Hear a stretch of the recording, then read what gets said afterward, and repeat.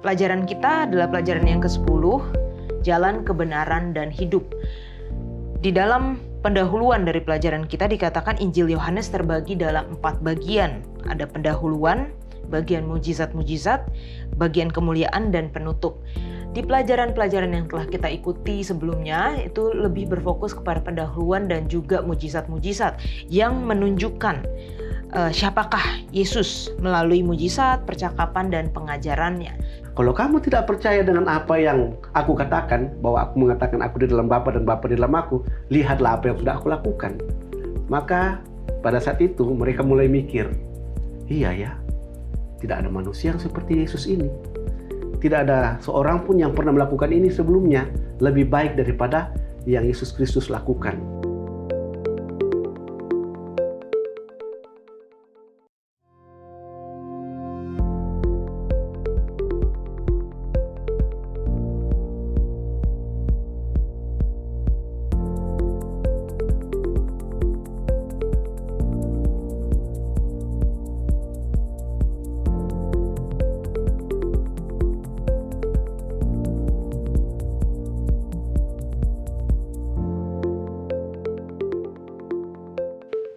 Selamat datang di Diskusi Sekolah Sabat, diskusi pembelajaran Alkitab yang mendalam untuk menguatkan iman kepercayaan kita kepada Tuhan. Senang sekali bisa terus menemani pemirsa sekalian di dalam pembelajaran Sekolah Sabat kita yang sepanjang triwulan terakhir dari tahun 2024 ini kita membahas mengenai Kitab Yohanes atau tema-tema di dalam Injil Yohanes. Dan terima kasih juga untuk pendeta dan teman-teman yang sudah hadir di studio untuk berdiskusi bersama-sama, dan tentunya kita senang sekali untuk membacakan komentar dari teman-teman yang telah menuliskan di kolom komentar YouTube channel Diskusi Sekolah Sabat. Untuk yang pertama, boleh minta kesediaan dari Pendeta Anton untuk membacakan. Baik, untuk yang pertama dari Sonjen Lomban. Dia berkata, terima kasih kepada narasumber dan Yola sebagai moderator yang sudah mendiskusikan Sekolah Sabat, dan saya merasa sangat diberkati sebagai guru Sekolah Sabat. Amin. Selanjutnya yang kedua dari Devi Esterly Lomban. Puji Tuhan, pelajaran yang baik sekali yang boleh memotivasi kita semua dari Jemaat Mispa Perumnas Girian Bitung, Sulawesi Utara. Dan yang terakhir dari Janasib Tamingan. Amin. Puji Tuhan, Tuhan memberkati kita semua. Amin. Amin. Puji Tuhan. Norman, silakan. Datang dari Saudara Adam Talaniladani. Puji Tuhan, semoga bermanfaat bagi kita belajar bersama. Lalu yang kedua dari Saudari Merlin Daular, terima kasih banyak, sangat membantu saya sebagai pemimpin diskusi Sekolah Sabat. God bless you.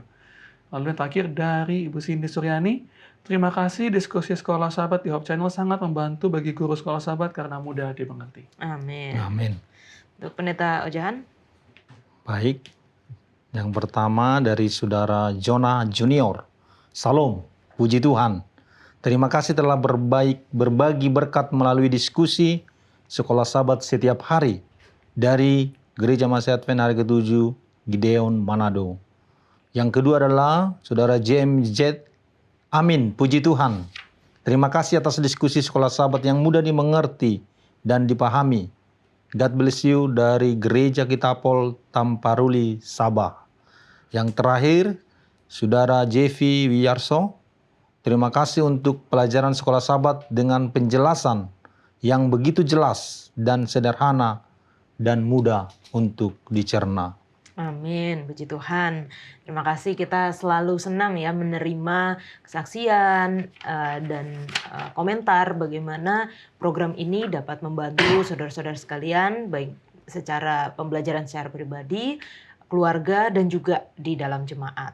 Dan tentunya walaupun ini sudah hampir di akhir dari pelajaran seluruh triwulan kita masih memiliki beberapa buku stok dari buku Sekolah Sabat kita sepanjang triwulan ini. Jika Anda rindu untuk belajar bersama-sama dengan kami namun tidak memiliki akses kepada buku ini, jangan ragu, silahkan langsung hubungi nomor call center Hope Channel Indonesia dan kami akan mengirimkan ke tempat Anda masing-masing. Mungkin ini ada beberapa yang dari luar Indonesia yang meminta agak sulit bagi kami karena ongkosnya lumayan, tapi untuk Indonesia silakan jangan ragu, hubungi saja nomor call center kami dan kami akan mengirimkan secara cuma-cuma ke tempat Anda masing-masing. Baik, pelajaran kita adalah pelajaran yang ke-10, jalan kebenaran dan hidup. Di dalam pendahuluan dari pelajaran kita dikatakan Injil Yohanes terbagi dalam 4 bagian. Ada pendahuluan, bagian mujizat-mujizat, bagian kemuliaan, dan penutup. Di pelajaran-pelajaran yang telah kita ikuti sebelumnya itu lebih berfokus kepada pendahuluan dan juga mujizat-mujizat yang menunjukkan siapakah Yesus melalui mujizat, percakapan, dan pengajarannya. Dan pelajaran pekan ini dan selanjutnya kita akan mulai masuk kepada bagian kemuliaan dan juga bagian penutup. Dan khusus untuk bagian pelajaran di pekan ini kita akan mulai dengan tujuan dari khotbah perpisahan dan peristiwa penting yaitu pembasuhan kaki murid-murid.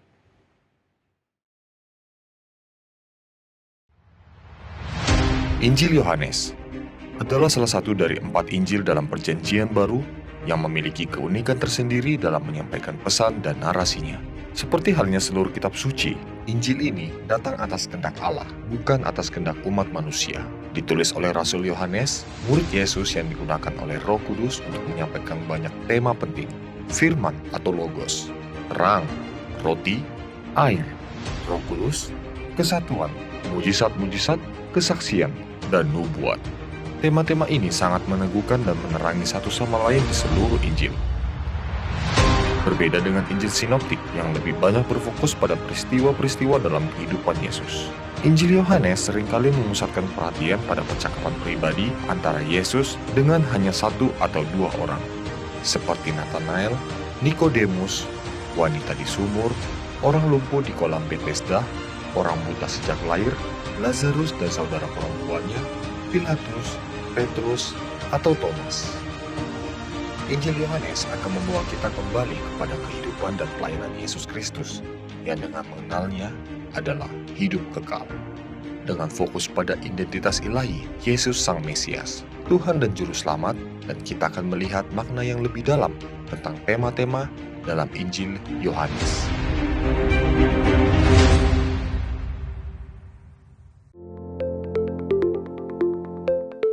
Pelajaran ke-10 dengan judul Jalan Kebenaran dan Hidup. Ayat hafalannya terdapat di dalam Yohanes 1 ayat 18. Tidak seorang pun yang pernah melihat Allah, tetapi anak tunggal Allah yang ada di pangkuan Bapa, dialah yang menyatakannya. Kita akan berdoa, memulai diskusi kita dengan doa dibawakan oleh Pendeta Ojahan. Baik, mari kita berdoa. Ya Tuhan Allah Bapa di sorga, Allah yang kekal, Allah yang penuh kasih, terpujilah nama Tuhan, biarlah kiranya urapan kuasa Roh Kudus boleh menyertai kami, sehingga melalui diskusi yang kami akan bawakan ini, boleh menjadi berkat bagi orang yang menyaksikan. Kiranya Engkau berkati kami, berkati juga para pemirsa yang akan menyaksikan video diskusi Sekolah Sahabat ini. Terpujilah nama Tuhan, ampuni kami orang berdosa, di dalam nama Yesus kami berdoa. Amin. Amin. Terima kasih Pendeta. Tadi di pendahuluan saya sudah katakan bahwa pelajaran kita akan ada seperti khotbah perpisahan ya.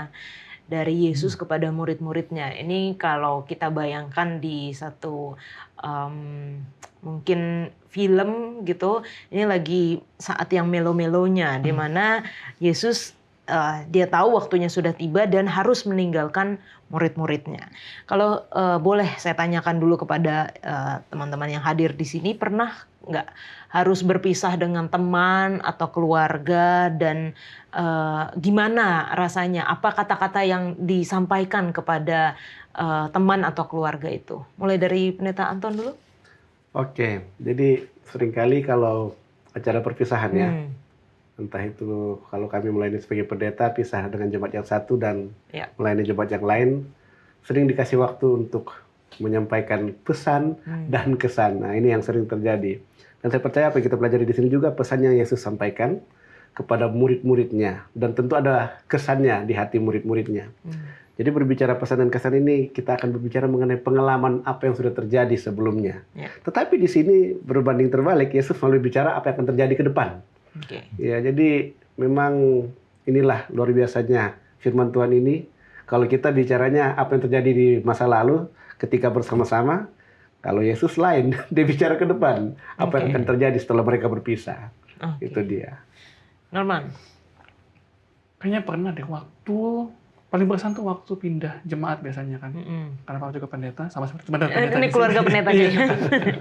Jadi Oke. waktu pindah jemaat tuh selalu bilang nanti kita ketemu ya gitu. Jadi nanti kita akan ketemu di lain waktu. Berat sih memang karena biasanya udah settle dengan lingkungannya, udah nyaman dengan teman-temannya, terus tiba-tiba dipindah tugas kan berat memang. Tapi ya percaya bahwa ya one day akan ketemu dan biasanya emang akan ketemu lagi. Ya. Gitu. Oke. Dari pendeta Wajahan.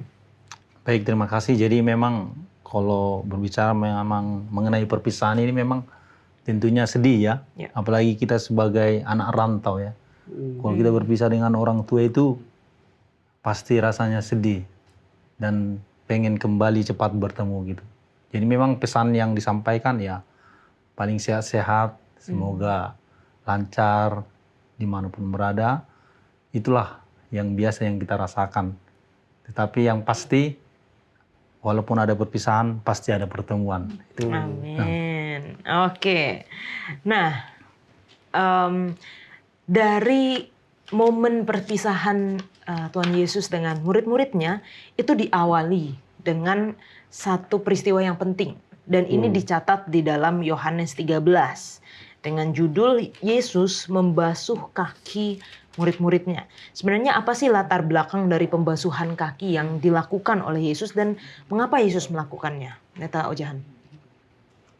Baik, terima kasih. Jadi kalau kita lihat waktu Yesus membasuh kaki murid-muridnya, jadi Yesus mau mengajarkan kepada kita, kepada murid-muridnya bagaimana suatu kerendahan hati ya. Ada di sana kerendahan hati dan juga bagaimana Tuhan mau mengajarkan kepada murid-murid ini supaya mereka saling merendahkan diri, saling memaafkan satu dengan yang lain. Dan Tuhan memberikan apa? Teladan yang sangat baik buat murid-murid dan juga menjadi pelajaran bagi kita tentunya yang hidup sekarang ini. Bagaimana sangat perlu itu apa? Kerendahan hati. Oke. Mungkin demikian ya.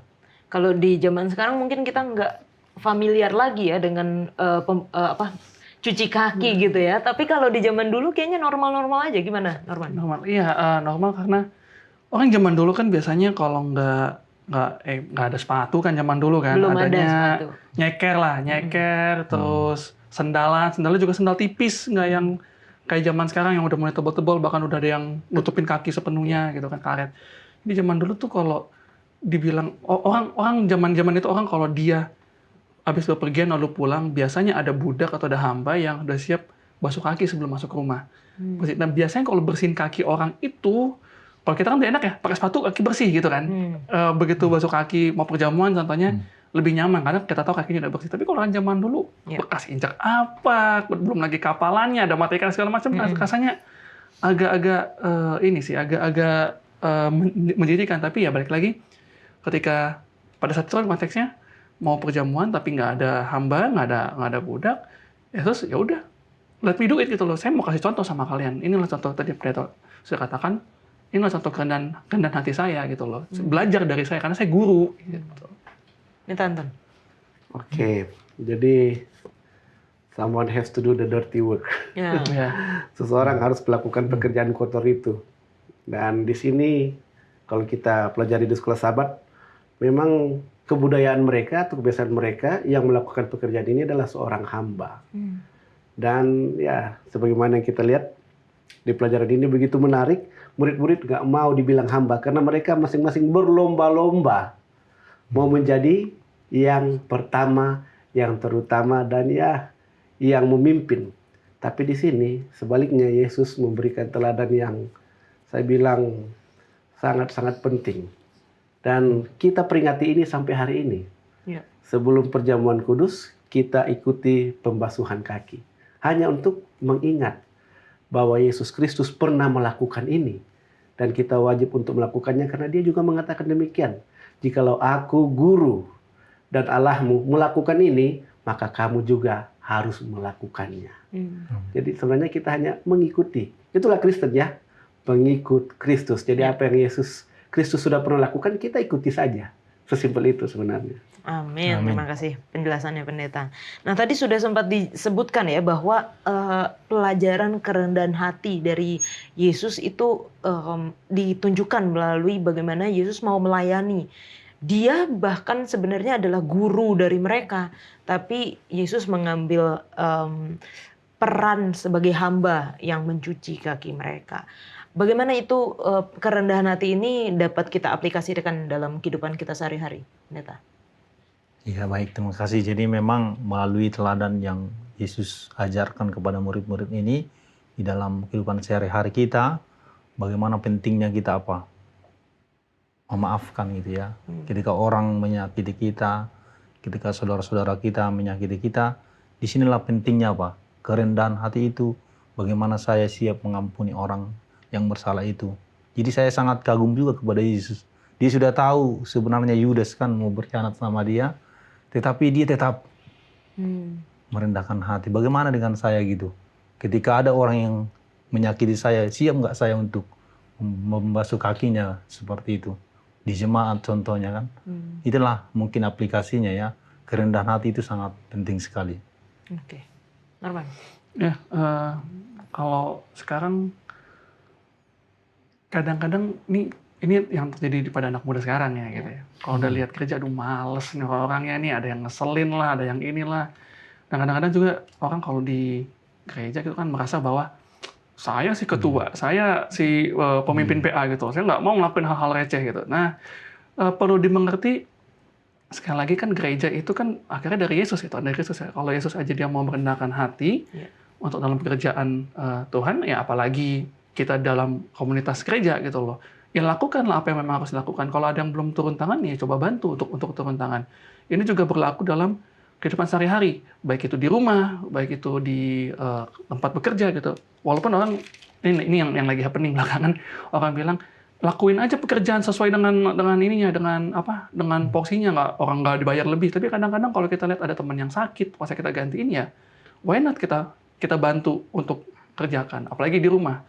Dulu sempat happening, sempat heboh dengan istilah di kalangan angkatan milenial itu ya, gue nggak mau jadi babu di rumah ya, untuk nyapu ngopel segala macam lah, itu kan kewajiban. Justru belajar dari sana gitu sih. Oke. Jadi sebenarnya Yesus sedang memberikan teladan servant leadership. Jadi meskipun dia seorang pemimpin, ya seorang guru dan seorang rabi, tapi dia memberikan teladan kepemimpinan.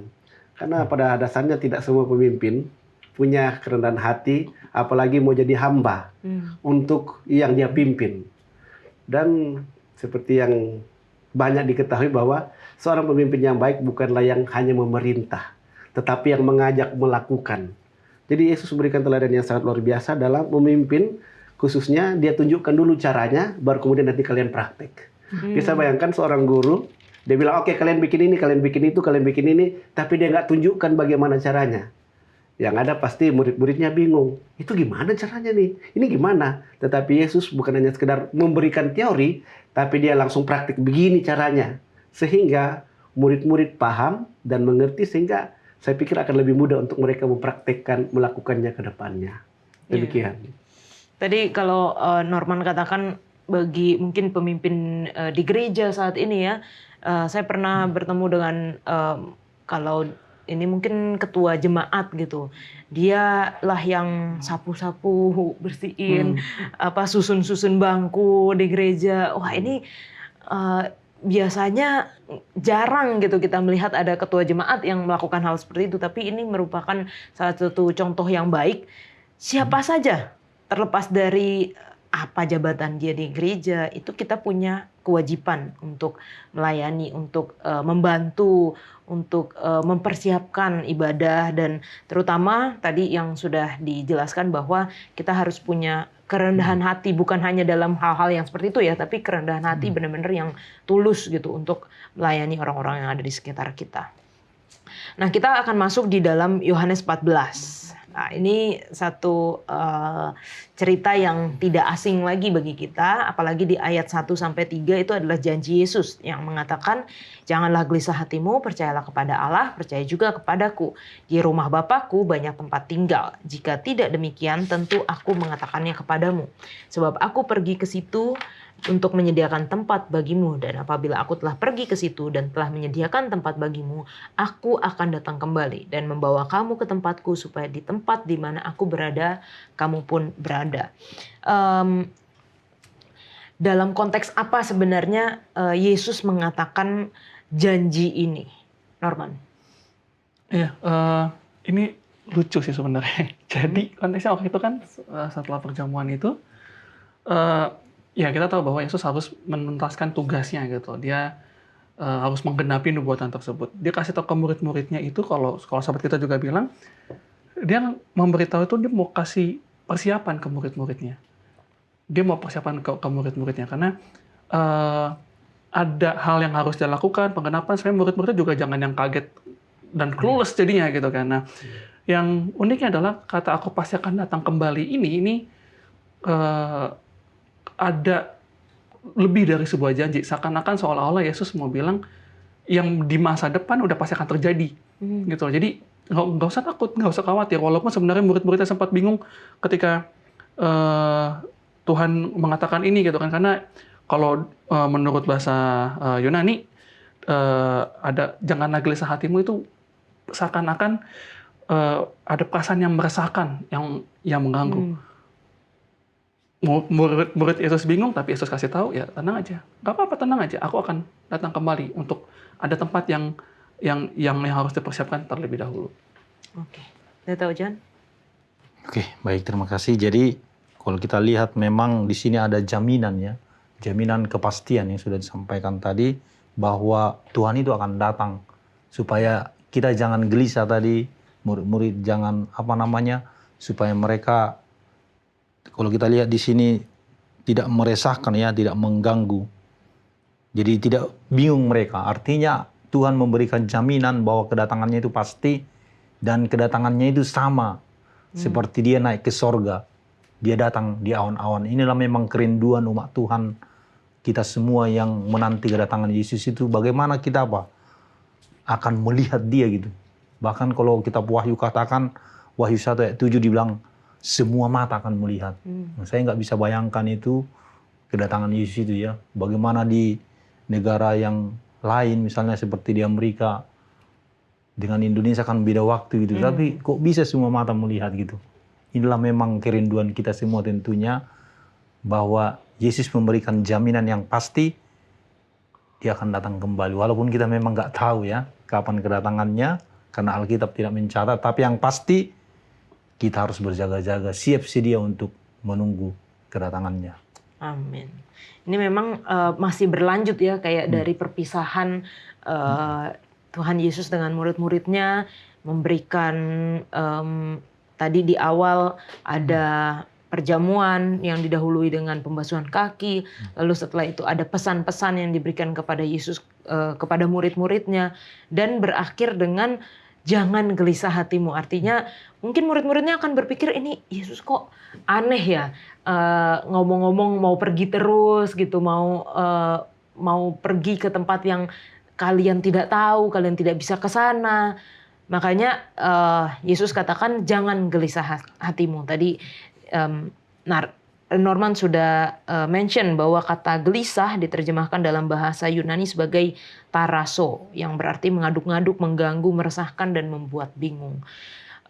Dari Pendeta Antonius, bagaimana supaya, kan kita tahu ini adalah janji kedatangan Yesus yang kedua kali. Bagaimana kita dapat benar-benar meyakini kepastian janji ini? Oke, jadi sebenarnya murid-murid ini gelisah, bingung karena Yesus mau pergi. Mereka berpikir, jadi nanti kami bagaimana? Nanti kami bagaimana? Karena itulah Yesus mengatakan, aku pasti akan datang kembali. Ini bukan sekedar jaminan saja, tapi ini adalah janji. Ya. Dan selalu kalau kita bicara jaminan dan janji, ini tidak seperti orasi politik ya. Ya, seperti kalau ada pilkada sebelum naik, saya janji nanti kalau saya jadi ini, saya akan bikin ini. Yesus tidak seperti itu. Yesus mengatakan demikian, ini berbicara tentang reputasi. Apa reputasi? Nama baik dari siapa? Tuhan. Dan kita tahu Yesus dalam kehidupannya sejak dia mulai karirnya sebagai, bukan karirnya, pelayanannya sebagai seorang juru selamat, tidak pernah sekalipun apa yang dia katakan itu tidak dia lakukan. Atau apa yang dia ucapkan itu tidak terjadi. Itu pasti terjadi, iya, pasti, dan amin. Jadi dengan kata lain, murid-murid ketika Yesus sampaikan itu kepada mereka, mereka percaya. Kegelisahannya jadi berkurang mungkin ya, mungkin tidak langsung hilang. Berkurang, namun yang paling pasti, yang paling menarik adalah mereka percaya kepada Yesus yang tidak pernah berdusta. Nah, kalau saya yang berjanji mungkin orang akan bilang, memang betul apa yang dibilang. Dulu pernah tuh, dia bilang ini tapi nggak jadi. Janganlah kita terlalu percaya. Tapi beda dengan Yesus seperti yang saya katakan tadi, dia tidak pernah berdusta dan segala sesuatu yang dia katakan pasti terjadi. Demikian kira-kira. Saya jadi keinget mungkin masih di tahun ini ya, ada khotbah dari pendeta Doug Batchelor yang dia katakan kalau saya sedang mau berjalan ke satu alamat yang saya nggak pernah tahu, terus dikasih tahu bahwa sepanjang jalan akan ada di ini di sebelah kanan, akan ada ini di sebelah kiri, akan ada tanda-tanda ini, dan itu semuanya terjadi gitu. Itu semuanya kelewat, dilihat bahwa oh iya benar ada ini di sebelah kiri, ada ini di sebelah kanan.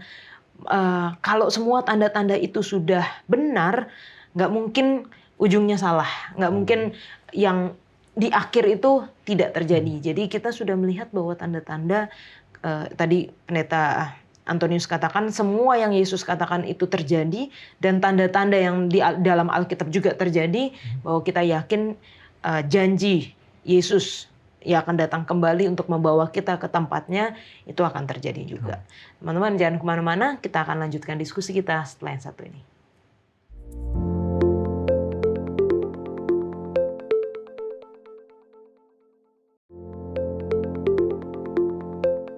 Aku pasti akan datang kembali. Itulah janji Yesus yang akan datang kedua kali untuk membawa kita ke tempatnya. Kemana? Ke dalam kerajaan surga. Kalau kita mau bertanya-tanya ya, sebenarnya apa sih motivasi terbesar kita untuk berada masuk ke dalam kerajaan surga gitu? Kayak kalau misalnya anak kecil diiming-imingin kamu harus jadi anak baik supaya nanti masuk surga gitu ya. Sebenarnya apa sih motivasi kita orang Kristen seharusnya ingin berada dalam surga? Norman. Kalau waktu kecil, kalau ditanya, kan kalau masuk surga mau apa, mau lihat apa? Yang pertama aku lihat, mau lihat macan sama singa. Mau bisa main sama macan sama singa. Tapi semakin dewasa, semakin belajar, semakin mengerti, dan semakin yakin bahwa kalau saya mau masuk surga, saya mau lihat Allah saya, menggenapi apa yang saya imani, dan tentu saja orang yang saya kasih yang telah meninggalkan saya lebih dulu. Itu motivasi terbesar. Itu motivasi terbesarnya. Okay. Kalau dari Bang Pendeta Wajahan?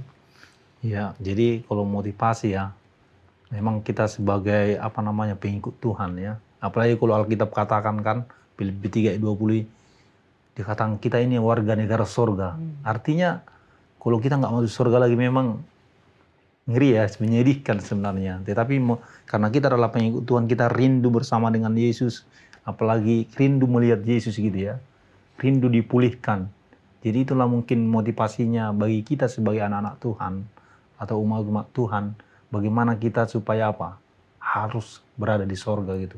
Karena kita sudah tahu jalan ke sana gitu.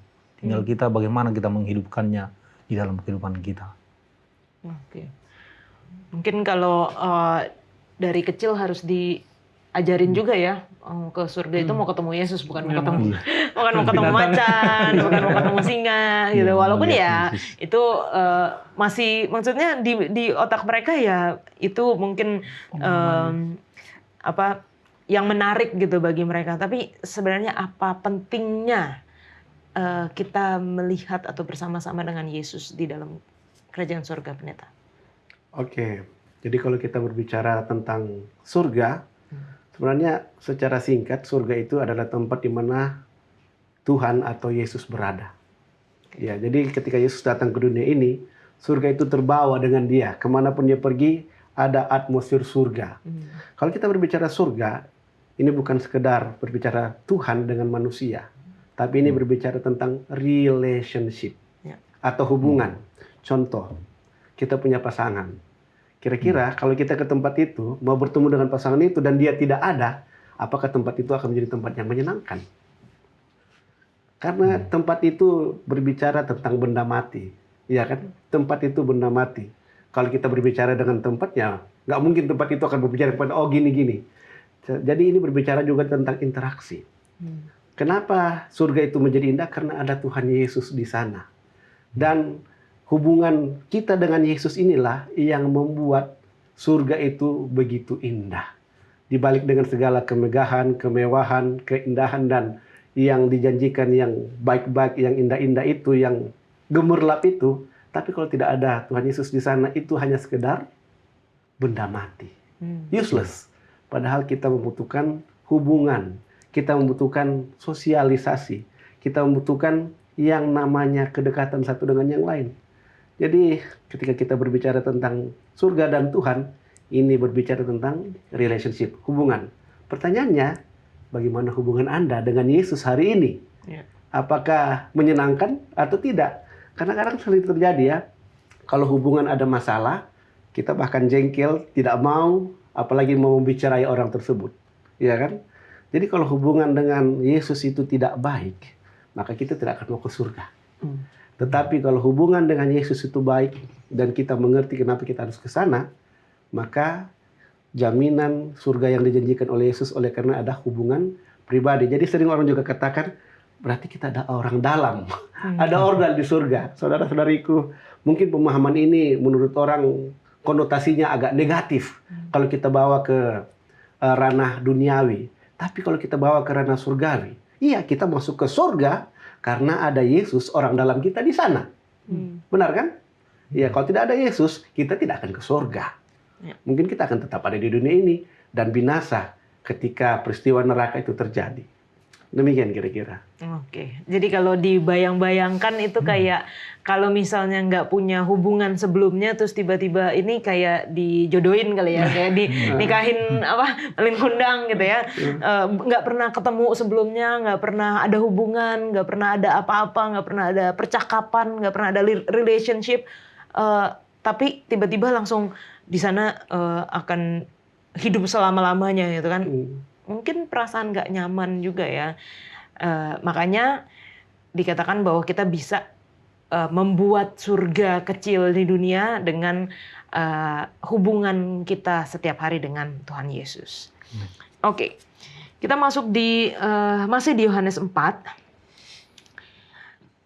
Lanjutan dari ayat yang saya sudah baca di ayat 3 tadi. Di ayat 4 dikatakan, dan kemana aku pergi kamu tahu jalan ke situ. Kata Thomas kepadanya, Tuhan kami tidak tahu kemana engkau pergi, jadi bagaimana kami tahu jalan ke situ? Ayat 6, kata Yesus kepadanya, akulah jalan dan kebenaran dan hidup. Tidak ada seorang pun yang datang kepada Bapa kalau tidak melalui aku. Sekiranya kamu mengenal aku, pasti kamu juga mengenal Bapakku. Sekarang ini kamu mengenal dia, dan kamu telah melihat dia. Lalu kata Filipus kepadanya, Tuhan, tunjukkanlah Bapa itu kepada kami. Itu sudah cukup bagi kami. Kata Yesus kepadanya, telah sekian lama aku bersama-sama kamu, Filipus, namun engkau tidak mengenal aku? Barang siapa telah melihat aku, ia telah melihat Bapa. Bagaimana engkau berkata, tunjukkanlah Bapa itu kepada kami. Jadi ada percakapan antara Yesus dan murid-muridnya, yang akhirnya Yesus melontarkan jawaban, akulah jalan dan kebenaran dan hidup. Ini merupakan penjelasan Yesus kepada Thomas dan juga Filipus mengenai jalan kepada Bapa. Kalau pada saat itu sepertinya make sense gitu pernyataan Yesus karena murid-murid itu langsung melihat Yesus. Jadi kamu mau minta tunjukkan Bapa, selama ini kamu telah melihat di dalam aku. Sedangkan pada saat ini kita tidak benar-benar bisa secara fisik melihat Yesus ataupun juga melihat Bapa.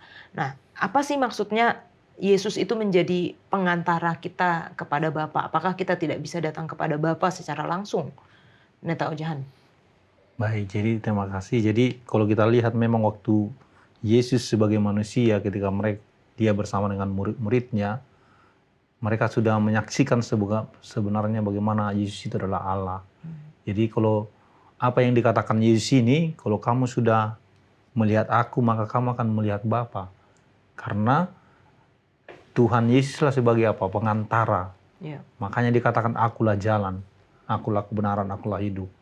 Jadi di bawah kolong langit ini hanya di dalam Yesus gitu. Ya. Jadi kalau kita sudah bersama dengan Yesus, apalagi murid-murid ketika mereka bersama dengan Yesus, mereka sudah apa?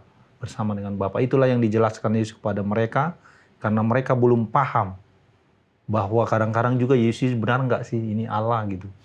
Karena mereka masih kadang meragukannya sebagaimana kita. Tetapi yang pasti Tuhan sudah bilang apa? Siapa yang tidak melihat tapi percaya gitu. Artinya kalau saya sudah percaya Yesus, Yesuslah nanti yang apa? Yang akan membawa kita mengenal Bapa itu gitu. Amin. Norman. Ini agak ribet-ribet gampang.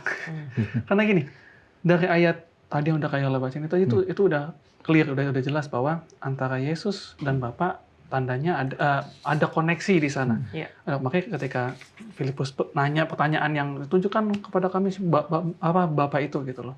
Karena bagi dia berarti ada hal lain yang lebih besar. Padahal udah jelas di situ Yesus bersama-sama dengan dia, Yesus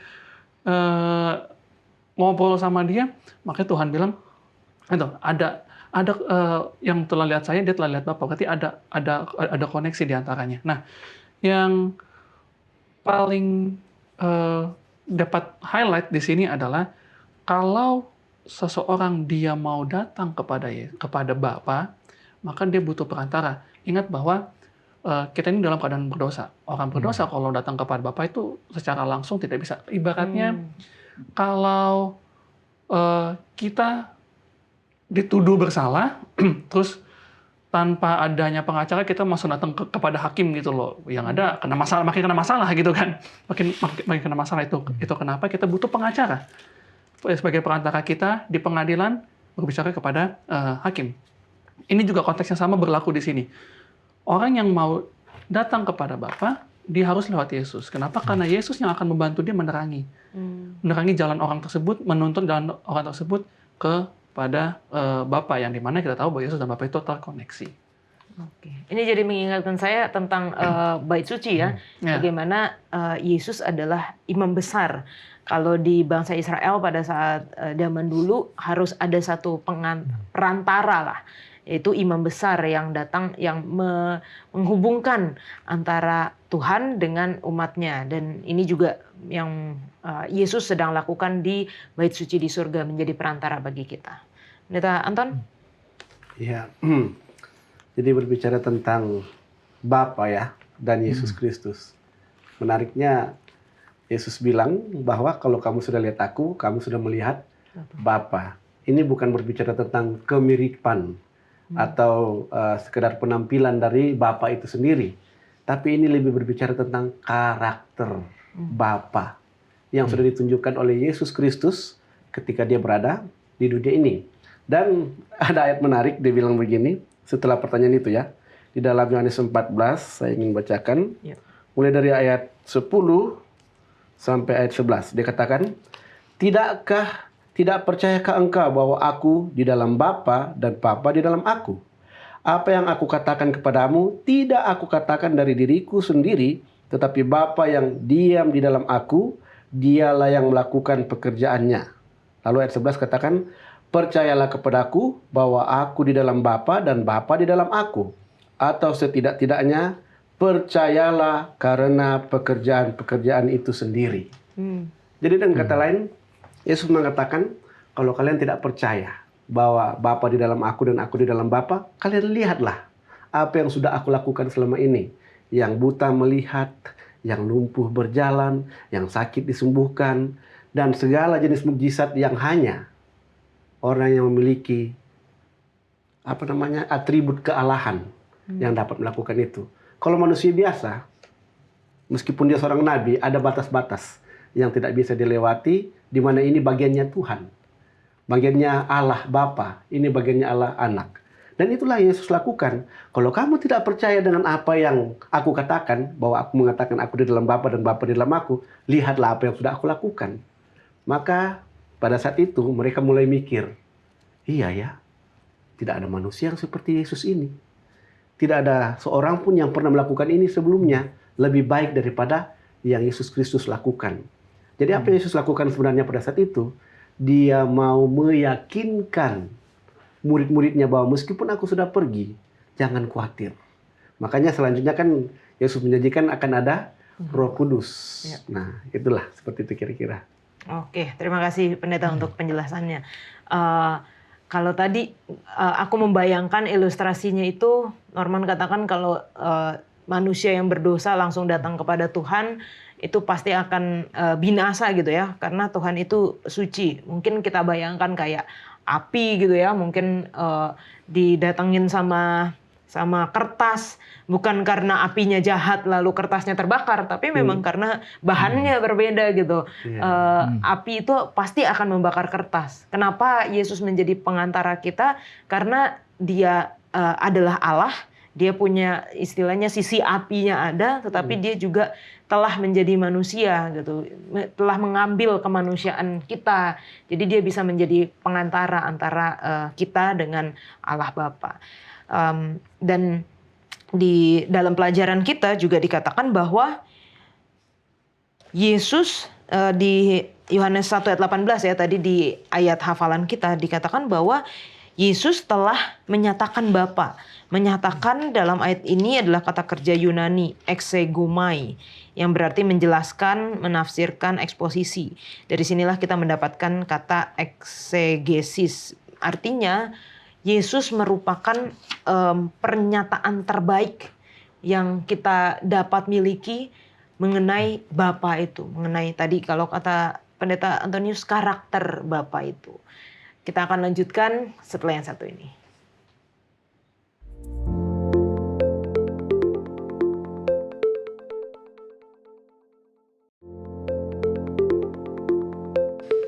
Yesus merupakan pernyataan terbaik yang kita miliki mengenai Bapa.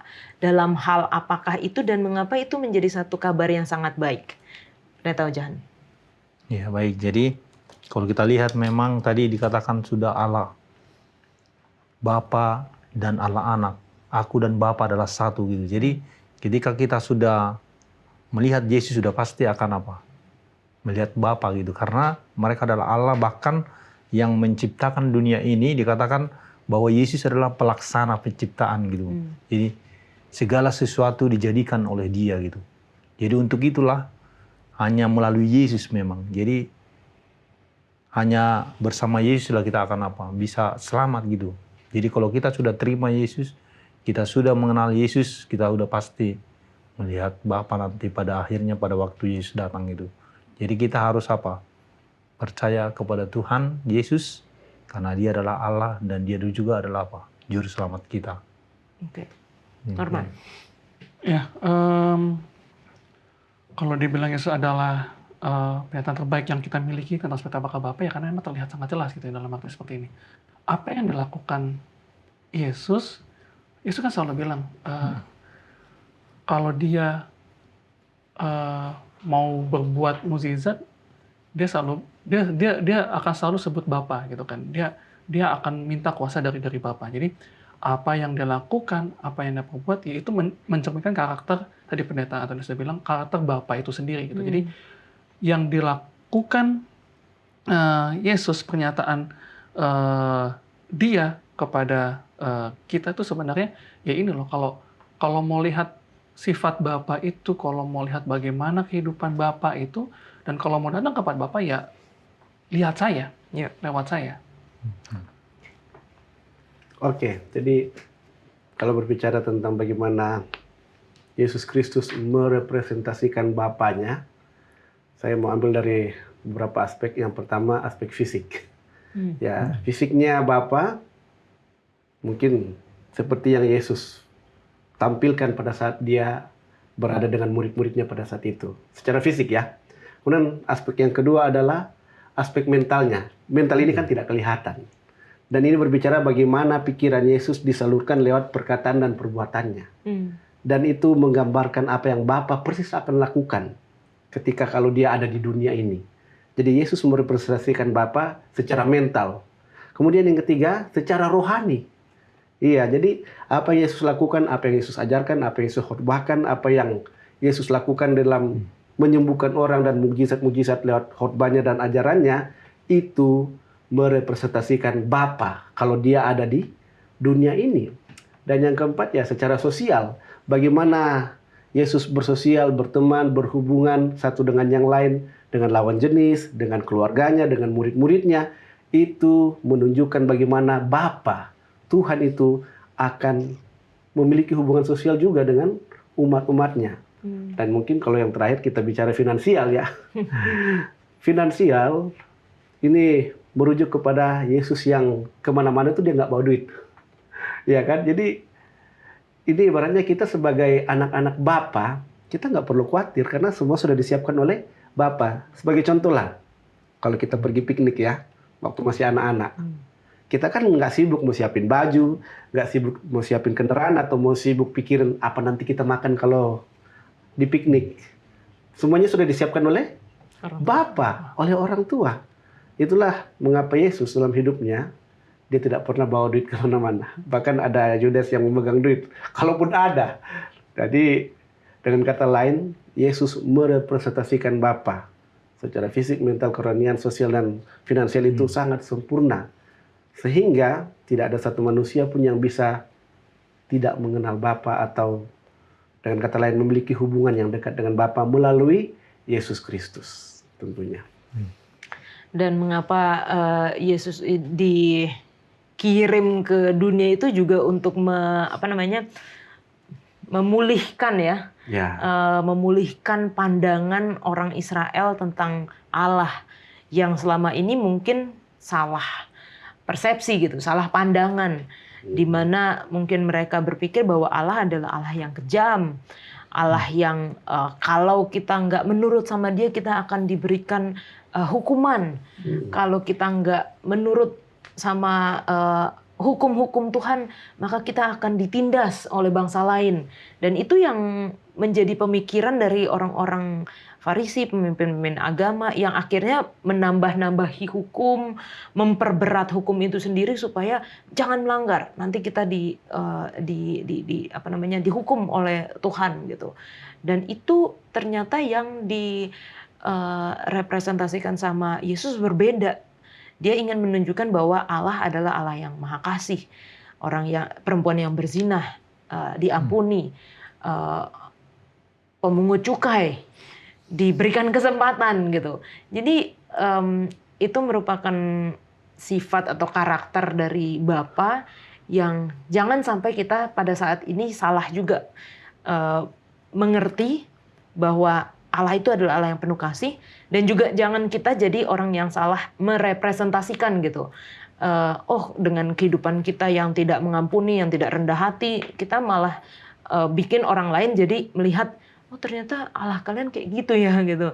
Nggak sombong, nggak rendah hati, nggak suka mengampuni. Padahal kita memiliki Allah yang jauh berbeda dari apa yang mungkin kita representasikan dalam kehidupan kita. Oke, kita masuk di dalam pelajaran hari Kamis ya mengenai kitab suci dan kebenaran. Apa sih konsep kebenaran yang dijelaskan dalam kitab Yohanes, Norman? Ya, ini menarik karena Injil Yohanes sendiri dibuka kalau kita baca di Yohanes 1 ayat 1 ayat 1, pada mulanya adalah firman, firman itu bersama-sama dengan Allah, dan firman itu adalah Allah. Ini aja sebenarnya udah jadi satu omongan yang jelas gitu kan. Ketika kita berbicara mengenai kebenaran, yang kitab Yohanes ini ingin sampaikan adalah Yesus itu sendiri gitu loh, bagaimana dia hidup, pelayanannya, dan apa yang dia lakukan kepada murid-muridnya. Di sekolah sahabat kita ini ada hal yang menarik sebenarnya, yang di hari Kamis saya mau bacakan. Kitab suci memberikan konteks yang membuat alam semesta kita memiliki makna. Kitab suci adalah kunci membuka pintu cahaya yang memungkinkan kita untuk melihat. Tanpa itu kita akan berada dalam kegelapan tentang keberadaan Tuhan, perannya di alam semesta, asal-usul kita sendiri makna kehidupan dan masa depan. Jadi untuk tahu apa itu kebenaran, dan Yohanes coba sampaikan, dia coba mau kasih pandangan luas bahwa ya kebenaran itulah yang mengarah pada Allah, itulah yang nanti pada akhirnya membuat kita tahu bagaimana seharusnya kita hidup jadi satu. Kalau orang bilang satu panduan kehidupan seperti itu. Oke, dan kita mengerti juga ya bahwa Yesus itu bukan hanya perwujudan dari kebenaran. Dia kan mengatakan akulah jalan, akulah kebenaran, akulah hidup. Jadi kebenaran itu adalah Yesus sendiri.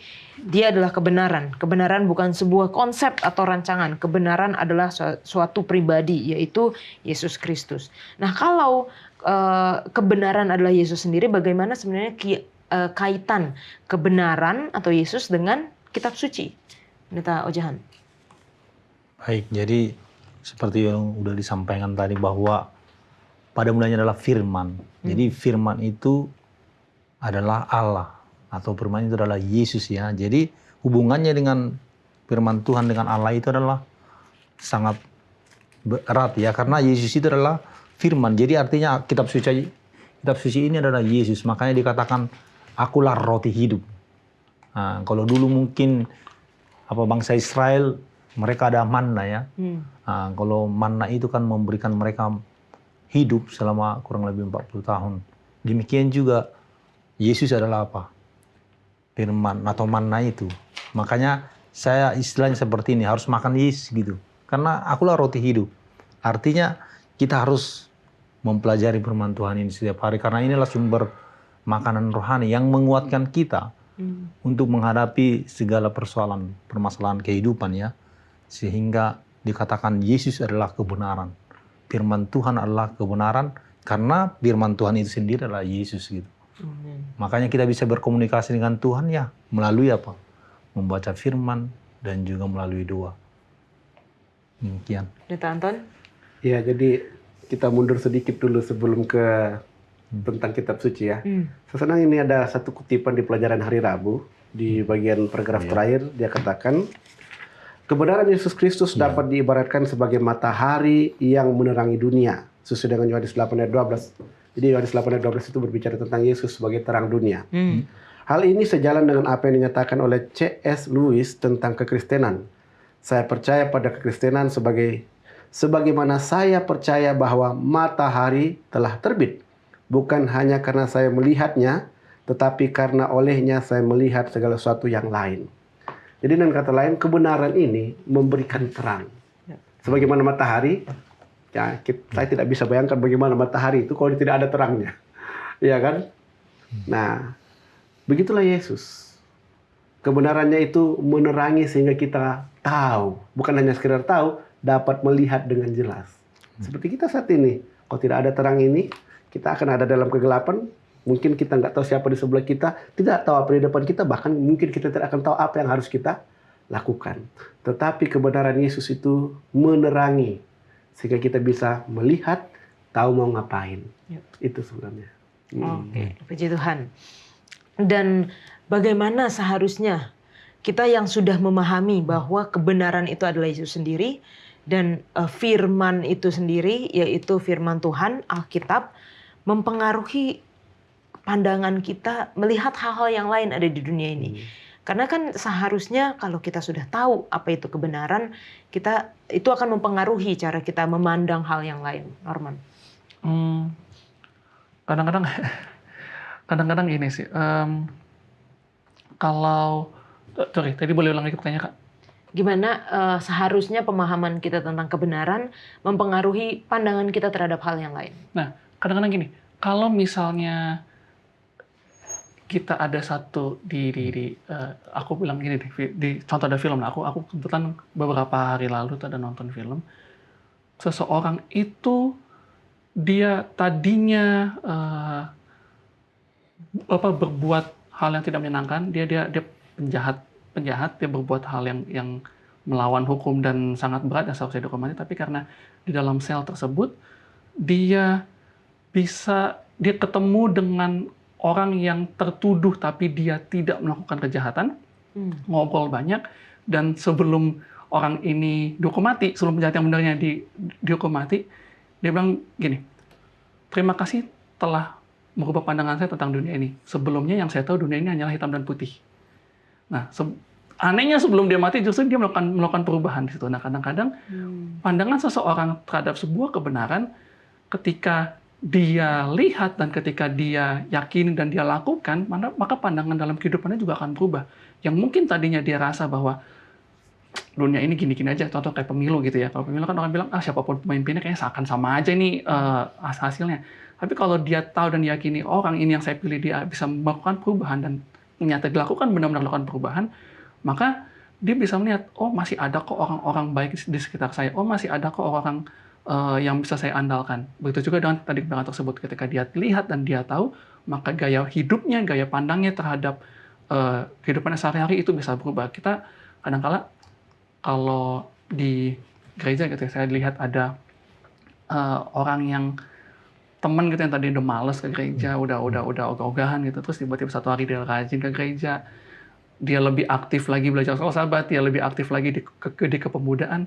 Saya rasa, saya pernah ngobrol sama dia bilang, ada yang terjadi dalam hidup saya yang membuat saya seperti ini. Ya, itulah biasanya orang kalau udah melihat kebenaran, udah tahu kebenaran, dan dia bisa merubah gaya hidupnya, cara pandangnya ya akan seperti itu.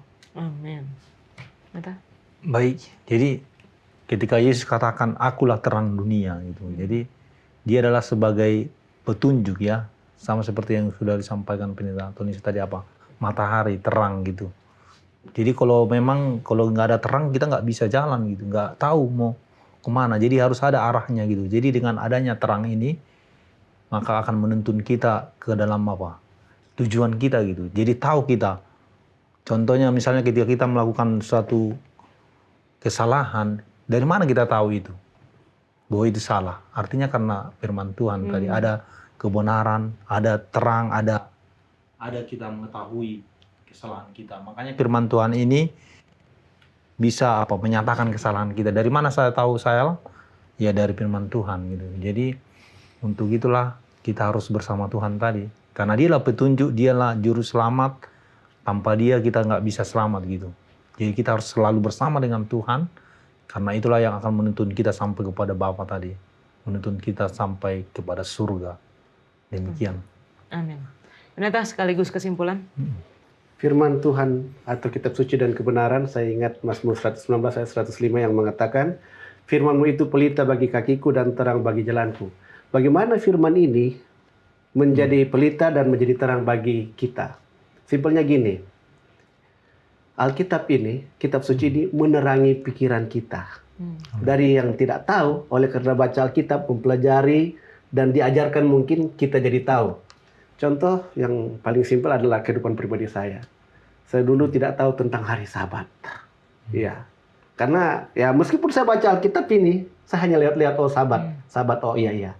Tapi karena baca Alkitab dan ada yang jelasin ya, waktu itu saya mengerti. Jadi pikiran saya diterangi oleh kebenaran.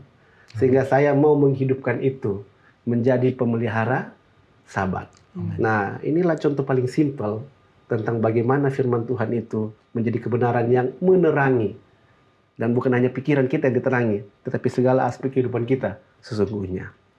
Amin. Ya. Terima kasih Pendeta Anton, Pendeta Ojahan, Norman sudah berdiskusi bersama. Puji Tuhan, semoga ini menjadi satu terang dan kebenaran bagi kita untuk kita hidupkan. Kebenaran itu sudah ada, Yesus itu sudah menunjukkan bahwa dialah jalan kebenaran dan hidup, dan tugas kita adalah saat ini pilihannya bagi kita untuk menghidupkan kebenaran itu dalam kehidupan kita. Teman-teman, kalau misalnya masih ada pertanyaan atau kebingungan sekitar dengan pelajaran kita pada pekan ini ataupun dengan kitab Yohanes, silakan tinggalkan di kolom komentar YouTube channel Diskusi Sekolah Sabat dan kita akan membahasnya. Saat ini kita akan masuk di dalam sesi tanya jawab.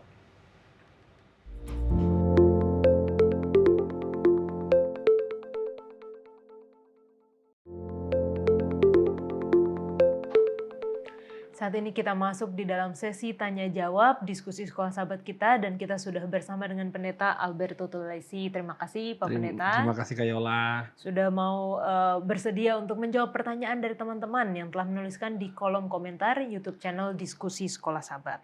Langsung saja Pak Pendeta, pertanyaan yang pertama datang dari Khairul Halim. Nubuatan mengenai Yesus, ahli Alkitab menyelidikinya benar terjadi dan dunia mayoritas telah menerimanya. Pertanyaan yang pertama, mengapa banyak ajaran gereja yang berbeda-beda tentang ketuhanan Yesus? Dan yang kedua, mengapa umat Tuhan masih banyak yang mengajarkan dengan tafsir yang berbeda? Gimana Pendeta? Baik, terima kasih Kak Yola. Terima kasih untuk Khairul Halim. Shalom untuk pemirsa Hope Channel Indonesia. Baik, jadi ya hal yang sama, tokoh yang sama, Yesus Kristus, kitab suci yang sama, tetapi kenapa penafsirannya berbeda ya? Baik, kita baca dulu Efesus 4 ayat 5 ya, saya bacakan ya. Alkitab berkata bahwa satu Tuhan, satu iman, satu baptisan. Saya mau bicara konteksnya satu iman. Berarti sebetulnya dari kitab suci yang sama, satu iman. Tidak mungkin berbeda-beda. Artinya begini pemahamannya. Kalau saja saya, Pendeta Alberto Tulesi, berkata kepada Yola tentang hal yang sama, tapi kepada Yola A, lalu kepada temannya Yola B. Kan nggak mungkin oknum seperti itu kita percaya. Iya dong, masa beda-beda? Ngomong ke sini lain, ngomong ke sana lain, nggak mungkin. Pasti akan satu maksudnya. Yang salah adalah bukannya Allahnya, bukan kitab sucinya. Mari kita buka. Sudah dimulai dari zaman perjanjian baru. Coba Galatia 1 ayat 6-7, kayak Allah boleh baca. Galatia 1 ayat 6-7. Aku heran bahwa kamu begitu lekas berbalik daripada Dia yang oleh kasih karunia Kristus telah memanggil kamu dan mengikuti suatu Injil lain yang sebenarnya bukan Injil. Hanya ada orang yang mengacaukan kamu dan bermaksud untuk memutarbalikkan Injil Kristus. Baik, terima kasih. Jadi dari zaman perjanjian baru juga, zaman gereja mula-mula, Paulus menulis kepada jemaat Galatia, hei hati-hati. Ada Injil yang lain, sebenarnya bukan Injil. Oh, satu Alkitab tapi orang memutarbalikannya. Jadi bukan salah tafsir tapi diputar balik. Lalu yang berikut adalah kenapa? Apa yang terjadi sebetulnya? Mari kita buka 2 Petrus 1 ayat 20 sampai 21. 2 Petrus 1 ayat 20 dan 21. Yang terutama harus kamu ketahui ialah bahwa nubuat-nubuat dalam kitab suci tidak boleh ditafsirkan menurut kehendak sendiri. Sebab tidak pernah nubuat dihasilkan oleh kehendak manusia tetapi oleh dorongan Roh Kudus orang-orang berbicara atas nama Allah. Itu dia. Tidak boleh ditafsirkan menurut kehendak sendiri. Jadi Alkitablah akan menerangkan Alkitab melalui tuntunan dan panduan Roh Kudus. Kitab Yohanes berbicara tentang Roh Kudus ini. Mari kita buka Yohanes 16 ayat 13. Kayola boleh tolong baca? Yohanes 16 ayat 13. Ayat yang ke-13. Tetapi apabila ia datang, yaitu roh kebenaran, ia akan memimpin kamu ke dalam seluruh kebenaran. Sebab ia tidak akan berkata-kata dari dirinya sendiri, tetapi segala sesuatu yang didengarnya, itulah yang akan dikatakannya dan ia akan memberitakan kepadamu hal-hal yang akan datang. Baik, terima kasih Kak Yola. Jadi memang supaya tidak salah tafsir, supaya tidak salah paham dan tidak terjadi mengikuti orang-orang yang memutarbalikan sebagaimana Galatia tadi, Rasul Paulus kepada jemaat Galatia, berdoa, mohon kuasa. Allah itu adalah Allah yang hidup. Roh Kudus akan tuntun kita, pandu kita. Yang penting ketika belajar Alkitab kita mempunyai roh mau diajar. Tapi kalau sudah ada dulu teori di dalam diri kita, lalu kita belajar, kita paksakan teori itu, kita susah untuk menerimanya. Makanya saudara-saudara, kenapa orang-orang Yahudi, bangsa Israel waktu lalu, ahli-ahli Taurat, ahli-ahli kitab, para imam kepala, imam-imam tidak bisa menerima Yesus karena sudah ada dulu di dalam benaknya mereka. Sesuatu yang mereka percayai. Sehingga akhirnya ketika Yesus menyampaikan tidak bisa mereka terima. Jadi hanya izinkan hati kita terbuka, Roh Kudus akan berbicara sehingga kita tidak salah tafsir dan akhirnya memutarbalikkan kitab suci. Baik, terima kasih jawabannya Pendeta. Jadi sama kayak waktu orang-orang Yahudi dulu sudah punya anggapan pemikiran tentang Mesias itu.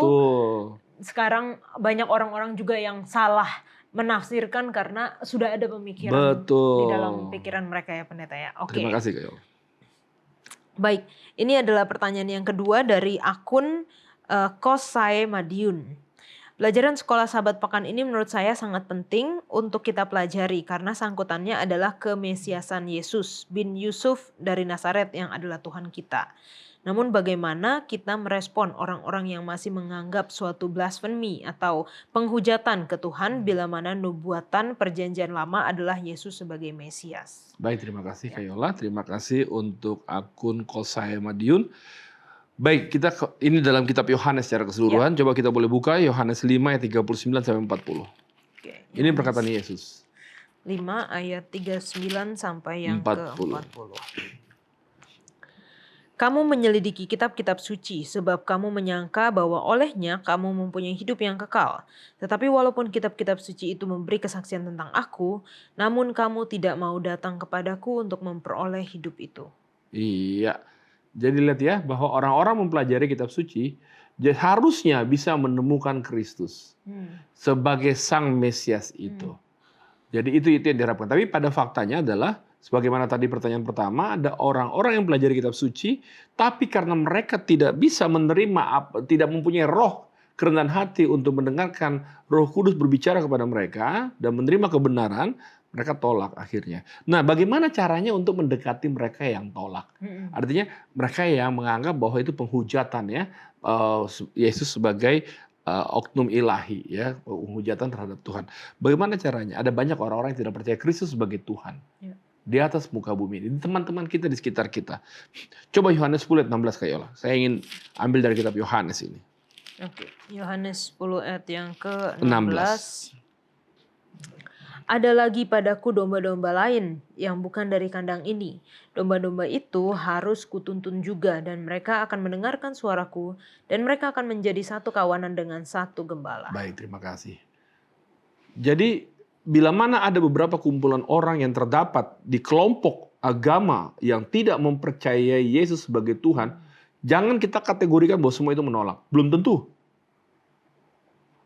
Ada domba-domba Allah di sana yang bukan dari kandang ini, kitab suci katakan. Dan firman Tuhan katakan bahwa Yesus yang berkata, aku akan menuntun mereka. Jadi Tuhan yang menuntun mereka dan mereka akan mendengarkan suaraku. Melalui siapa?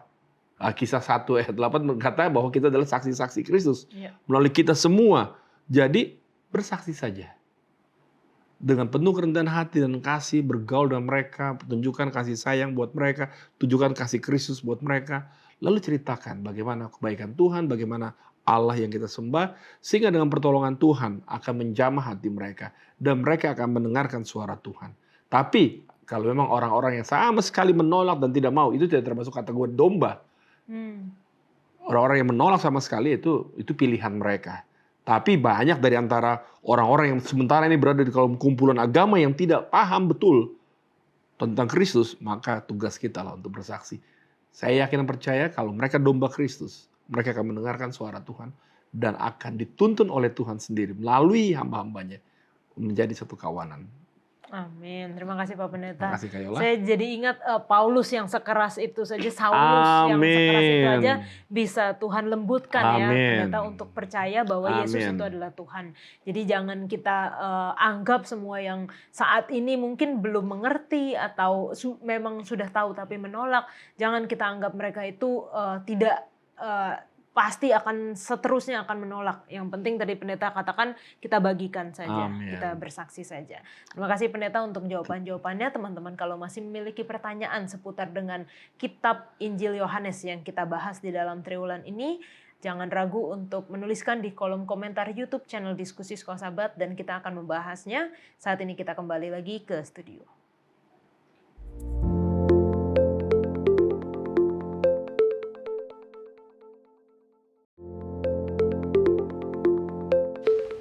Untuk menutup diskusi kita akan berdoa dipimpin oleh Pendeta Antonius. Kita bersatu di dalam doa. Bapa Surgawi Tuhan kami bersyukur bahwa Engkau sudah mengutus Putra-Mu yang tunggal, Tuhan Yesus Kristus, yang telah menjadi jalan, kebenaran, dan hidup bagi umat-umat-Mu yang percaya kepada-Mu ya Tuhan. Dan terima kasih juga oleh karena firman-Mu yang tertulis ini di dalam Alkitab, kami boleh diterangi di dalam perjalanan hidup kami menuju ke surga, tempat yang Engkau sudah siapkan bagi umat-umat-Mu yang percaya kepada-Mu ya Tuhan. Biarlah nama kami tercatat di dalam kitab kehidupan-Mu ya Tuhan.